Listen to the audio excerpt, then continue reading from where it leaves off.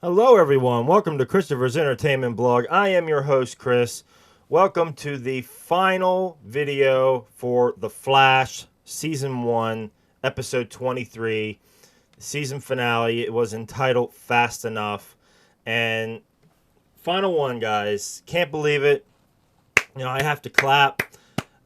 Just a wonderful season, a great season. I thoroughly enjoyed this season. For me personally, I feel it is the best superhero show on TV. That's TV or streaming or anything. It is my favorite, and I think it's the best one. This season, combined not only very dark tones at times, which there's other shows that are very dark and broody and, very good shows. But this one combined not only the darker tone in some cases, but it also had a fun tone also at times. And that's what I like about it, is that it was a fun show. Where there's other shows that are really dark and brooding and violent, but they're not fun.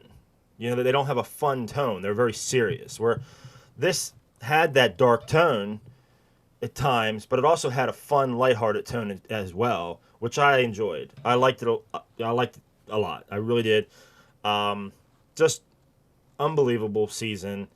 More than I could have hoped. I mean, I was, really hoping this season of The Flash would be great. I mean, I felt like it was very good because it was coming from the same writers and creators of Arrow, and I loved Arrow very much on that side of it. And then when I found out they're making another show to spin off with Arrow, and that's The Flash, I was super excited. I was like, wow, this could be very, very well, be very good if they do it well.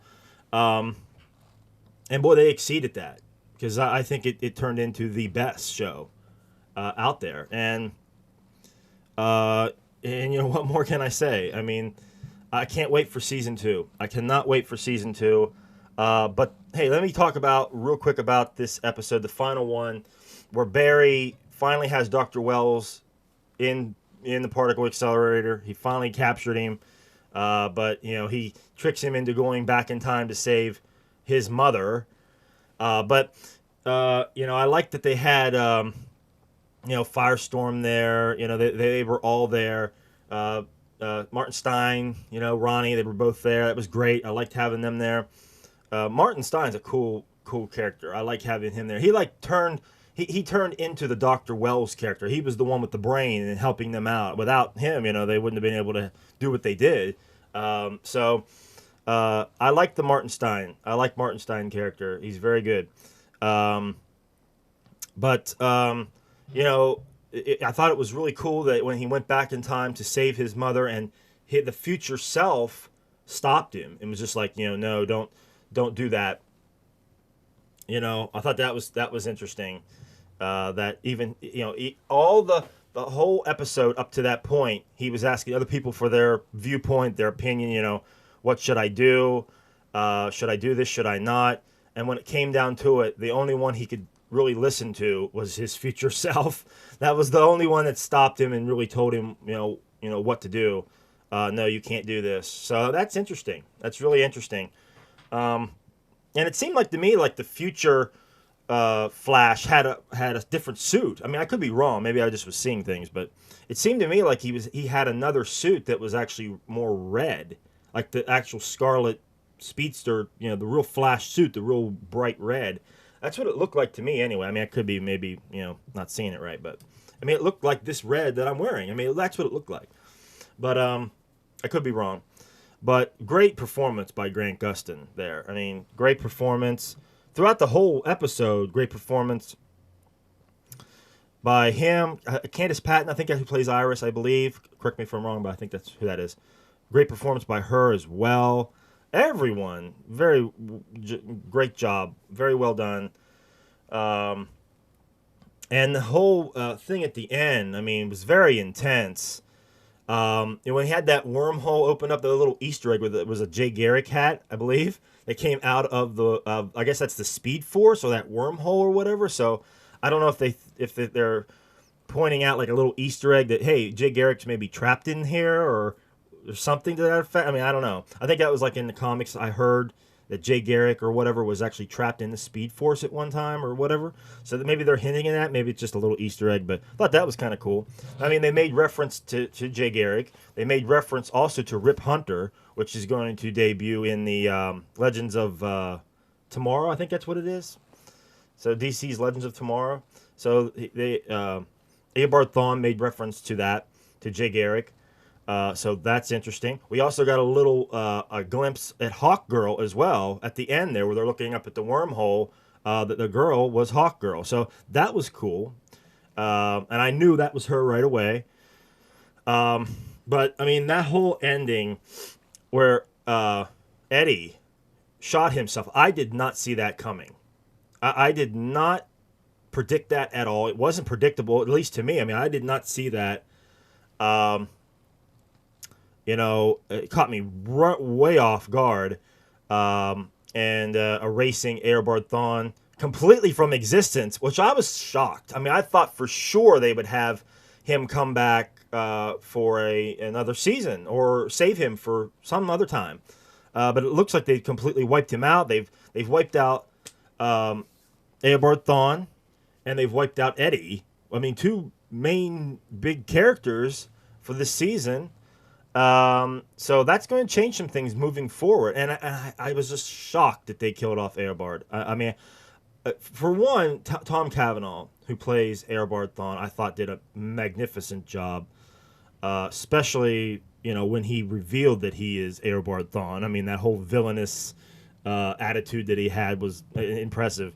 And I'm sad to see Tom Cavanaugh go, if that's the case. I mean, I was really hoping that they would bring him back because he's, top-notch guy, a very good actor. I like Tom Cavanaugh, especially in this show, in this season. He did a magnificent job, and it's going to be very different without him being around. I mean, that's going to be strange. It kind of reminds me of on the counterpart show Arrow when they took away Moira on the show. I can't remember the actress's name, but it was Oliver's mother. That's the same way I feel now with Tom Cavanaugh, Eobard Thawne leaving. I mean, he was such great actors, and they're leaving the show. I mean, it's kind of takes the show down a notch. It's unfortunate. I mean, hopefully they can find a way to bring him back, but I don't think he would have that face anymore because he morphed back into the actual real Eobard Thawne at the end. So I don't know. I hate to see Tom Cavanaugh go. I really am. He's great, But I don't think that we've seen the end of the actual Reverse Flash. I mean, you think that they would have a way to twist it back into there. I mean, the body of Eddie went up into that wormhole. So, I mean, who knows what twist they can put on it that maybe, somebody saves him or something happens where he comes back to life. I mean, I don't know, but it should be interesting. I was shocked by that. Really shocked. And then, of course, the cliffhanger where the Flash going up into the wormhole. I don't know what he thinks he's going to do there, but I was like, he ain't going to be able to stop that. But, I mean, who knows? From what I understand, Season 2 is really going to hit on a lot of alternate timelines and multi-universes and stuff like that. So who knows? I mean, I thought it was very interesting that they actually said in the show that this whole season has actually been an alternate timeline. Because the original timeline where Barry has his parents, I mean, that's the original timeline. But in this new timeline in the show, the Reverse Flash killed his mother, and he became the Flash a lot sooner. So that is an alternate timeline. And of course, the Flash earlier, in a few episodes back, went back in time to stop that event with the Weather Wizard and everything. So there's another timeline. I mean, there's all these timelines that are splitting off, and now the Flash is going off into this wormhole. I mean, who knows what's going to happen? Maybe he's going to end up in another timeline. So this show is very interesting. I mean, I can't wait to see how they go with this. I mean, of course, the Rogues are still out there. I'm sure we're going to have more of the Rogues gallery. Of course, I mean, we've even seen the Captain Cold there at the end. So, I mean, he's going to be an essential character in the Flash show and in the Legends of Tomorrow show as well. So, should be interesting where they go with that. But yeah, guys, great episode though. By the way, I mean, if it was just this episode, just going on this episode, I mean, it was a wonderful episode. I really enjoyed this episode for what it was. Uh, and man, I mean, I don't know what else to say about this episode. I know I'm probably missing something. But yeah, I think I touched on pretty much everything that's there. Um, should be interesting where Iris and Barry go forward. Now maybe now that Eddie's out of the picture. I mean, it's tragic the way it is, but I mean, who knows what will go down there? I mean, maybe Iris might kind of blame Barry for that. Maybe I don't know. Should be interesting. Should be very interesting. But yeah, guys, this whole season, just magnificent.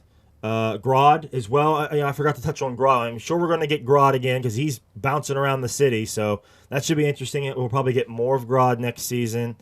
Of course, the Rogues are out there. We're going to see more of them. And I'm sure we're going to get more crossovers with Arrow as well. I mean, why not? I mean, the crossovers this season were great. I mean, I really enjoyed them.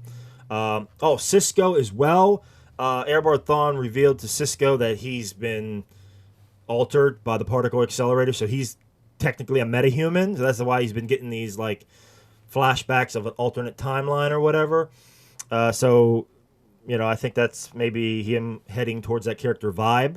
That should be cool. I'm sure we're going to hit on that more in season 2. And Danielle Panabaker, who plays Caitlin in the show, I think confirmed pretty much that she's going to be Killer Frost in season 2, or they're going to start to get to Killer Frost. So that should be cool.